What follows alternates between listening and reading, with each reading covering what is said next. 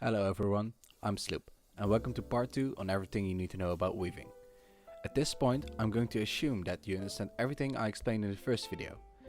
If not, feel free to rewatch part 1 by clicking the link here. Now that the basics are down, we can get more in depth about how to weave efficiently. So, if you saw my last video, you probably noticed this red bar over here. It's from an add-on called GDC Tracker. GDC stands for Global Cooldown, and it's very important to understand how it works. In Elder Scrolls Online, the speed at which you can cast skills is limited by this global cooldown. The global cooldown is always 1 second. This means that you can only cast 1 skill per second maximum. And thus, as damage dealers, we want to maximize the number of skills we cast in the least amount of time. So let's say, for example, I cast a skill every 1.5 seconds instead of every second. It would mean that after every skill I cast, there's half a second of me doing absolutely nothing, which of course will be detrimental for damage dealers. The trick to do this every 1 second is to buffer our skills so they cast as soon as the game allows it. If we cast in the final part of the global cooldown, then our skill is queued off to go immediately after the current cooldown ends. So here's a picture to illustrate my point. It's a rough sketch, so don't take it to end all be all. When you use a skill, the global cooldown starts. This bar will represent the full 1 second. In the first 60%, which is the red zone, you cannot buffer your next action. In your yellow zone, which goes for most skills, you can input your weave, which would be your light attack and then your skill. Then in the green zone, which is the last 200 milliseconds, all skills and all light attacks can be buffered. It's also quite important to remember that the timing of your next weave is based on the skill you're currently casting, and not the one you're buffering. This takes a bit of practice again to get right, and because you may have different amount of ping than I do, your timing for the skills could vary. I highly suggest testing it on a practice dummy first to find out what works for you. You will find out that you will miss quite a few light attacks if you go to higher speeds, but this will go away in time.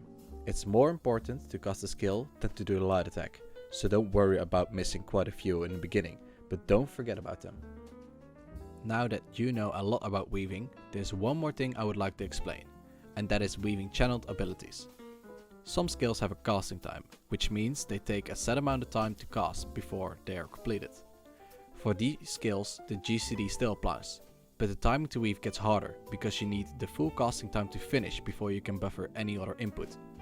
This also means you can bar swap during a channeled skill, which is the main reason why it isn't done.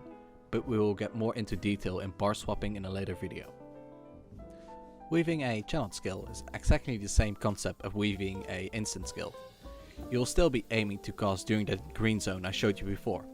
However, the timing window you will need to hit is dependent on the channel length of the skill you're casting. It's better if I show you this on some of the most common channeled skills so you can see what I mean. Wrecking Blow has a cast time of 0.8 seconds. So here we can just weave normally, but with stricter timing for the weave. Flurry is probably the easiest to weave, since it only has a cast time of 0.6 seconds. Consider this just like Wrecking Blow, but a bit easier. And by the way, as shown here, you can see that even with cast time abilities, a very low weaving average is still possible. Lethal Arrow works exactly the same as Wrecking Blow, but the animation is a bit wonky, and it's easier to tell when doing right since you can see the arrow fly from your character. Crystal Frags also has a cast time of 0.8 seconds, but can sometimes be instant due to the proc mechanic. The proc would be easier to weave due to it being considered a instant cast. The last very important channeled skill is Jabs from the Templars.